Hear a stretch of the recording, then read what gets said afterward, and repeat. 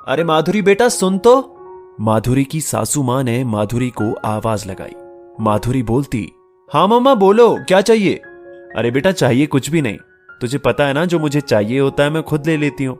मैं तो तुझे बता रही थी कल मेरी बुआ जी की बेटी आ रही है, उसको किसी डॉक्टर को दिखाना है यहाँ, तब वो हमारे घर भी रहेगी 2-3 दिन। तू बाजार तो जा ही रही है, इसलिए कुछ फल सब्जी लेते आना बेटा। माधुरी बोलती, हाँ मम्मी जी मैं लेकर आ जाऊंगी। दूसरे दिन माधुरी की सास की बुआ की बेटी रागिनी घर आ जाती है। माधुरी रागिनी जी के लिए पानी लेकर आती है, चाय बनाने के लिए जाती है। तभी माधुरी के पति साहिल का फोन आ जाता है। वो अपनी कोई फाइल घर पर भूल जाता है और माधुरी को फाइल लेकर ऑफिस आने के लिए कहता है। माधुरी की सास बोलती है, अरे बेटा तू चाय बनाना छोड़, जल्दी से उसको ये फाइल देकर आ जा। माधुरी फाइल लेकर चली जाती है और माधुरी की सास सरोज चाय बनाने के लिए किचन में चली जाती है। तभी रागिनी कहती है, अरे क्या दीदी, चाय बनाने में कौन सा बरस लगता, बहू ही बना देती, 5 मिनट की तो बात थी। सरोज जी मुस्कुराती हैं और बोलती हैं, अरे सही कहा तूने, 5 मिनट की ही तो बात थी, मैं बना लूंगी तो क्या बिगड़ जाएगा, और तुझको तो वैसे भी मेरे हाथ की चाय कितनी पसंद थी। और वो चाय में इलायची डालने के लिए इलायची का डिब्बा ढूंढने लगती है। रागिनी जी फिर बोलती हैं, आप कितनी शांति से बिना कोई बड़बड़ किए अब भी सारा काम कर लेती हो दीदी। सरोज जी मुस्कुराती हुई किचन से चाय और नाश्ते की ट्रे लेकर आती है और रागिनी को बोलती है, तुझको पता है ना, ज्यादा बड़बड़ करने से स्ट्रेस बढ़ता है और स्ट्रेस बढ़ने से चेहरे की रौनक कम होती है, तो मैं कभी बड़बड़ नहीं करती, मुस्कुराते हुए काम करती हूँ, तू भी कुछ सीख मुझसे। और दोनों हंसते हुए चाय पीने लगती हैं। चाय पीने के बाद सरोज जी चाय के जूठे कप, नाश्ते की प्लेट किचन में उठाकर रख कर आ जाती हैं और साथ में हरी सब्जियां ले आती हैं साफ करने के लिए। रागिनी जी फिर बोलती हैं, अरे आराम से बैठकर बातें करो ना मुझसे, ये सब्जियां तो आपकी बहू भी आकर साफ कर देगी। इस पर सरोज जी बोलती हैं, अरे बातों की बातें और काम का काम दोनों हो जाएंगे साथ में, बहू को भी आसानी हो जाएगी, फटाफट सब्जी तैयार हो जाएगी। रागिनी जी को ना चाहते हुए भी सब्जी साफ करने में सरोज जी की मदद करनी पड़ी। थोड़ी देर बाद माधुरी आ जाती है। वो कुछ देर दोनों के पास बैठती है, थोड़ी बातें करती है, फिर शाम के खाने की तैयारी करने के लिए किचन में चली जाती है। हरी सब्जियों को साफ किए हुए देखकर माधुरी खुश होती है और बोलती है, अरे मम्मा आपने तो मेरा काम आसान कर दिया, हमेशा की तरह, और मुस्कुरा देती है। सरोज जी भी अपनी बहू को देखकर मुस्कुरा देती है। रागिनी जी को प्यास लगती है, वो माधुरी को आवाज लगाती है। तभी सरोज जी खुद पानी का गिलास लाकर रागिनी जी को दे देती हैं। बाहर कपड़े सूख रहे थे। सरोज जी बाहर से कपड़े लेकर आती हैं और समेटने के लिए बैठ जाती हैं। रागिनी जी को ये सब थोड़ा अटपटा सा लगता है। मन ही मन में सोचती हैं, ये दीदी बहू तो ले आई, पर बहू का सुख लेना इनको नहीं आया। मेरे ठाठ है, सोफे पर बैठी बैठी दोनों बहुओं को ऑर्डर पर ऑर्डर लगाती हूँ। मजाल है कभी मैंने एक गिलास पानी भी अपने हाथों से पिया हो।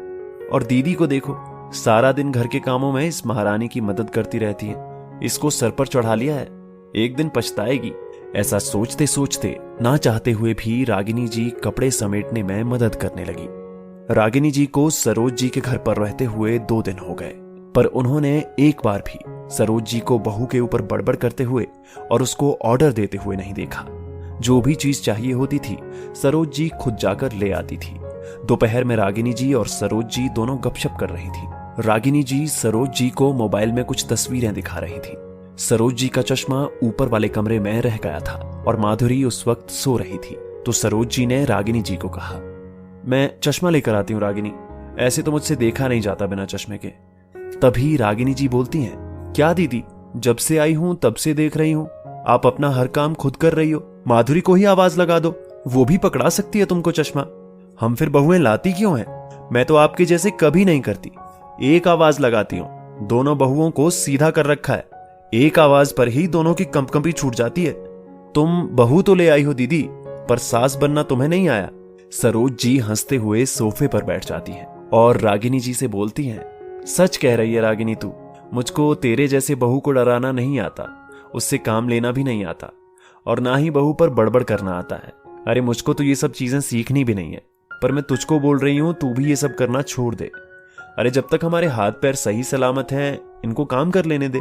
मैं बहू लेकर आई हूं, कोई सेक्रेटरी नहीं जो उसको हर वक्त बेवक्त बिना वजह ऑर्डर देती रहूं। अगर मैं कोई उसकी हेल्प कर देती हूं तो वो मुझसे भी खुश रहती है और मुझको सम्मान देती है, अपनापन देती है, प्यार देती है और तेरी बहू है जिनको तू डरा के रखती है। वो भले ही सामने तुझसे डरती हैं, पर पीठ पीछे तेरी बुराइयां करती हैं, तुझे बद्दुआ देती रहती हैं। और तेरे जो ये जोड़ों का दर्द है वो भी सारा दिन एक जगह सोफे पर बैठे रहने से हुआ है। अरे कुछ चला कर, अपना काम खुद किया कर, फिर देख कैसे ये जोड़ों का दर्द छू मंतर हो जाता है। और सारा दिन घर में बहू पर जो बड़बड़ करती रहती है, तू उससे देख तेरा चेहरा कितना बेनूर हो गया है। तुझसे बड़ी हूं मैं, पर मेरा चेहरा देख, अभी तक निखार वैसा का वैसा है जैसा पहले था। ये सब घर में सुख शांति रखने से आता है, और घर में सुख शांति घर की मुख्य महिला यानी कि हम सास लोग ही घर को चाहे तो क्रांति का मैदान बना सकते हैं, या फिर फूलों की खुशबू से महकता हुआ उपवन। इन फूलों में अगर हम कभी कभी प्यार की हल्की फुल्की बारिश कर देंगे तो ये उपवन कभी मुरझाएगा नहीं, हमेशा खिलखिलाता रहेगा। छोटे मोटे कामों में बहू की मदद कर दे तो कोई आफत नहीं आती, बल्कि हम खुद स्वस्थ बने रहते हैं। रागिनी जी को बात तो समझ में आ रही थी, पर वो समझना नहीं चाह रही थी। नींद आ रही है मुझको, तो वो ऐसा बोलकर सो गई। पर सरोज जी बिना रागिनी जी की बातों में आए चाय बनाने चली गई। उनकी बहू के उठने का टाइम जो हो रहा था, ये दोनों सास बहू की गपशप का टाइम था। ये सरोज जी ने कहा कि मेरे तो जब तक हाथ पैर चलेंगे मैं कोई काम किसी से नहीं कराऊंगी, अपने आप करूंगी। मेरी बहू मेरी सहेली है, कोई सेक्रेटरी नहीं। दोस्तों, ये काल्पनिक कहानी है, पर बहुत से घरों में हम देखते हैं बहू के आते ही सब अपनी जिम्मेदारियों से पीछा छुड़ा लेते हैं। एक पानी का गिलास भी अपने आप पीना तौहीन समझते हैं। पर क्या ये सही है? जब तक आप सही सलामत हो, अपना काम खुद कर सकते हो, तो फिर हर बात के लिए बहू को आवाज देना क्या सही है?